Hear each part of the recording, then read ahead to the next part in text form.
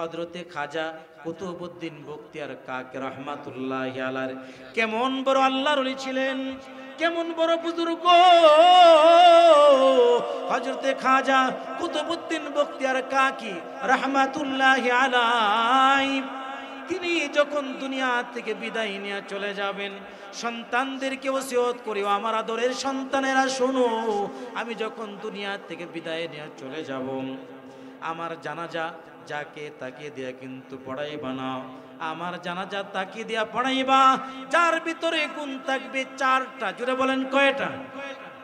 চারটা গুণ যাদের ভিতরে থাকবে তাদেরকে দিয়া তাকে দে আমার জানাজা পড়াইবা। আর যদি চার গুণওয়ালা ব্যক্তি খুঁজে না পাও, তাহলে আমি কুতুবউদ্দিনকে বিনা জানাজায় দাফন করে ফেলবা। যখন কুতুবউদ্দিন বখতিয়ার কাকি রাহমাতুল্লাহি আলাইহি দুনিয়া থেকে বিদায় নিয়ে চলে যাবেন, আগ মুহূর্তে সন্তানদেরকে ডাক দিয়া বলে, এক নাম্বার শর্ত হলো আমার জানাজা ওই ব্যক্তি পড়াবে যে জীবনে কোনোদিন তাকবীরে ওয়ালা ছাড়া এক ওয়াক্ত নামাজও ছুটে নাই, অর্থাৎ প্রতি ওয়াক্ত নামাজ বালেগ হওয়ার পর থেকে তাকবীর ওয়ালার সাথে আদায় করেছে। সুবহানাল্লাহ বলে ফরজ নামাজ তাকবীর ওয়ালার সাথে আদায় করেছে। এক নাম্বার সিফাত। আজকে তো আমরা নামাজই পড়ি না, তাকবীর ওয়ালা তো দূরের কথা, ঠিক না বেঠিক বলেন? নামাজ পড়ি না, দেখা যায় মুয়াজ্জিন যখন আজান দেয় মসজিদের ভিতরে মনে হয় মসজিদ ভরে যায়। আপনাদের এলাকায় কি মসজিদ ভরে যায় নাকি? 3 কাতার 4 কাতার, শুক্রবার দিন দুতলা পর্যন্ত ভরে যায়। তাদেরকে বলা হয় সাপ্তাহিক মুসল্লি। আবার কিছু মুসল্লি আছে বাৎসরিক মুসল্লি, জুম্মাতেও যাওয়ার টাইম পায় না, তারা যখন ঈদের নামাজ হয় মাশাআল্লাহ একবারে সামনের কাতারে সবার আগে গিয়ে হাজির। এমন মুসল্লি, বাৎসরিক মুসল্লি আপনাদের এলাকাতে মনে হয় নাই? আছে?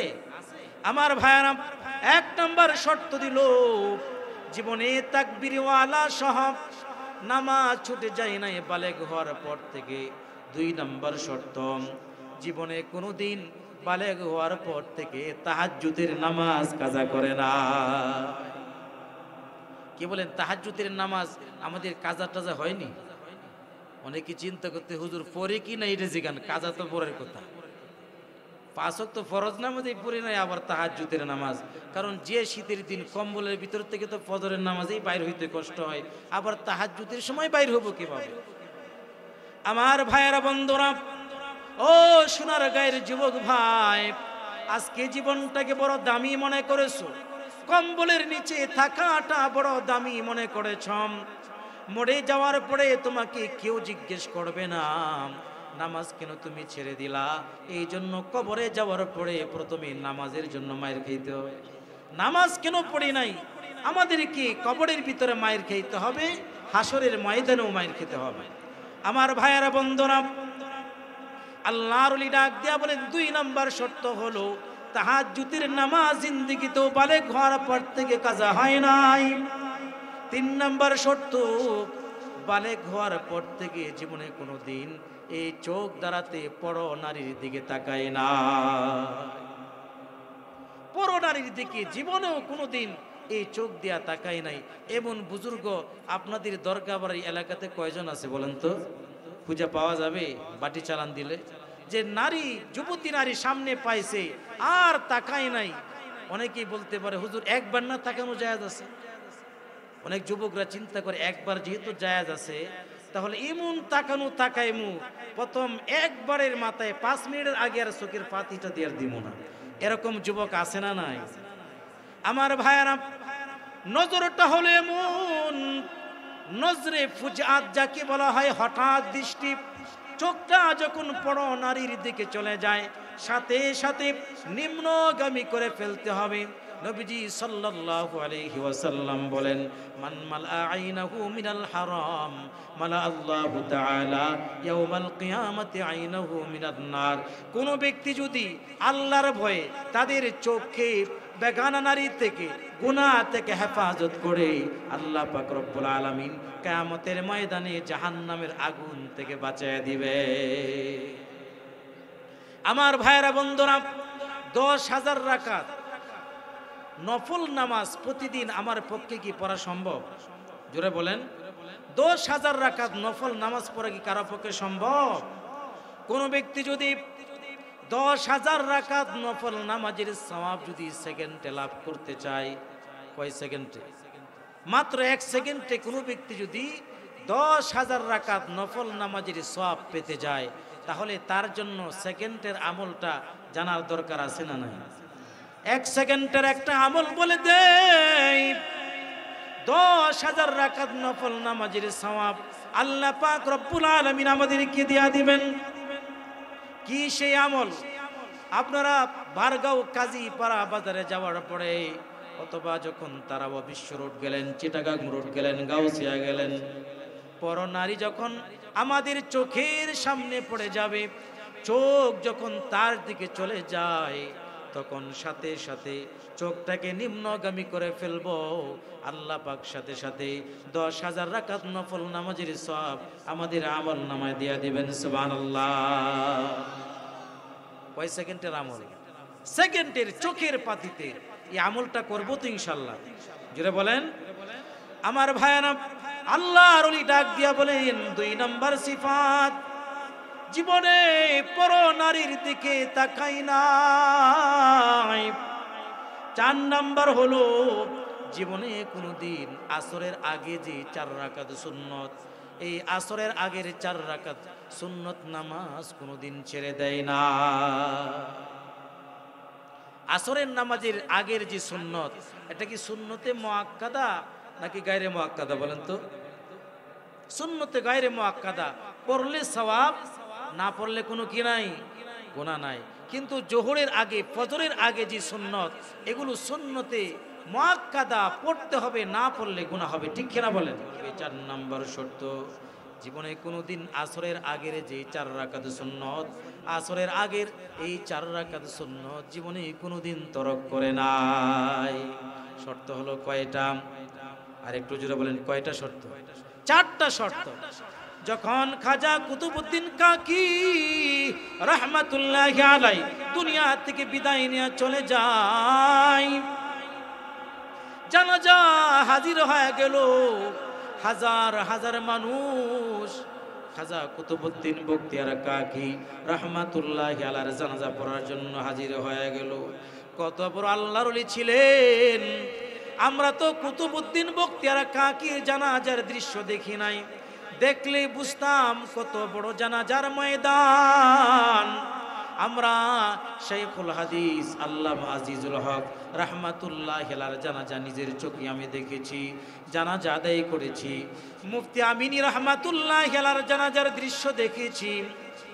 আল্লামা জুনাইদ বাবু নগরী আহমদ শফি রাহমাতুল্লাহি আলাইহি, চরমুনার পীর ফজলুল করিম রাহমাতুল্লাহি আলাইহির জানাজার দৃশ্য আমরা দেখেছি। কেমন মানুষ হয়েছে!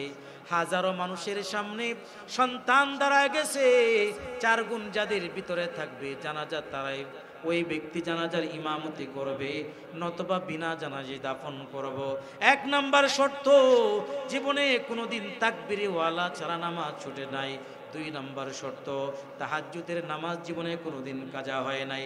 বালেগ হওয়ার পর থেকে 3 নাম্বার শর্ত, তার চোখটাকে পরনারীর দিকে কোনোদিন তাকায় নাই, চোখের হেফাজত করেছে। 4 নাম্বার শর্ত, আসরের আগের সুন্নাহ জীবনে কোনোদিন ছেড়ে দেয় নাই। এই 4 শর্তওয়ালা ব্যক্তি যদি এখানে উপস্থিত থাকেন, তাহলে ইমামতি করার জন্য এসে যান, নতবা বিনা জানাজায় আমার বাবাকে দাফন করে দিব।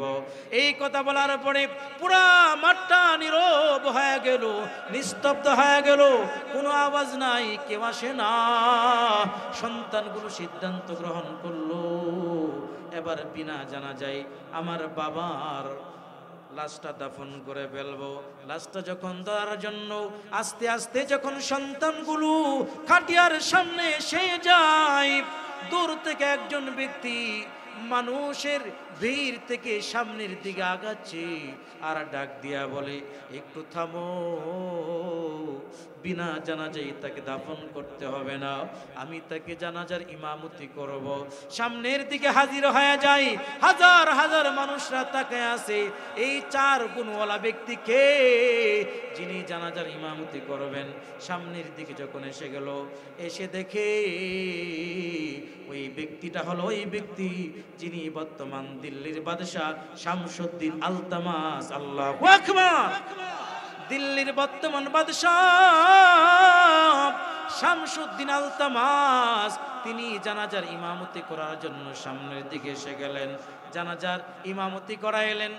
আর কুতুবউদ্দিন কাকি রহমাতুল্লাহি আলাইহিকে ডাক দিয়া বললেন, আমার গোপন আমলটা ফাঁস করে চলে গেলা, তুমি তো আল্লাহর দরবারে চলে গেলা, এই গোপন আমল ফাঁস হওয়ার কারণে না জানি আমি আল্লাহর কাছে ধরা খেয়ে যাই। তোমার কাছে অনুরোধ, কিয়ামতের ময়দানে আমাকে ছাড়া কিন্তু তুমি জান্নাতে চলে যেও না। আল্লাহু আকবার। এজন্য হক্কানি বুজুর্গদের সহবতের দরকার আছে না নাই? আর একটু জোরে বলেন। বুজুর্গদের সহবতে গেলে বড় হওয়া যায়, নিজেরাও আল্লাহর ওলি হওয়া যায়। এজন্য বুজুর্গদের সহবতে যাইতে হবে। আমি নিজেও বুজুর্গের হাতে বায়াত গ্রহণ করেছি, কারণ আমি আলেম হওয়ার পরেও যদি বুজুর্গদের সহবত ছাড়া আমার ইমান আমলকে মজবুত করতে না পারি, আপনারা যারা আম পাবলিক কি বলেন, বুজুর্গদের সহবত ছাড়া, হক্কানি আলেমদের সহবত ছাড়া কি বলেন ইমানটাকে পাকাপোক্ত করা সম্ভব? আর একটু জোরে বলেন। যার পীর নাই তার পীর হলো শয়তান। জোরে বলেন, যার পীর নাই তার পীর কে? এই যে আজকে এখানে মজলিসে 2 জন পীর, আলহামদুলিল্লাহ বলেন। কয়জন পীর? 2 জন পীর এখানে আছেন।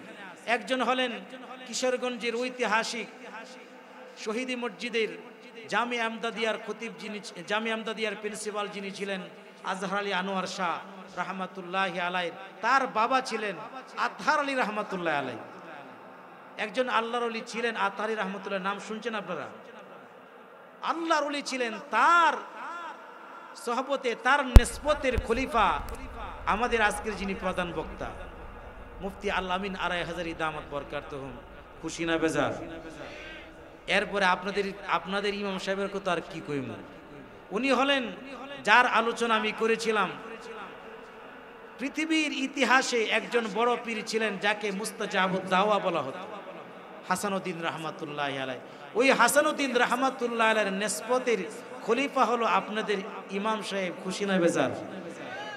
হাসানুদ্দিন রহমাতুল্লাহি আলাইহির দোয়া যদি আল্লাহ কবুল করে থাকেন, তাহলে তার নিসবতের খলিফার দোয়া কবুল হবে কি হবে না? জোরে বলেন। এজন্য দোয়া চাওয়ার জন্য যাইতে হবে।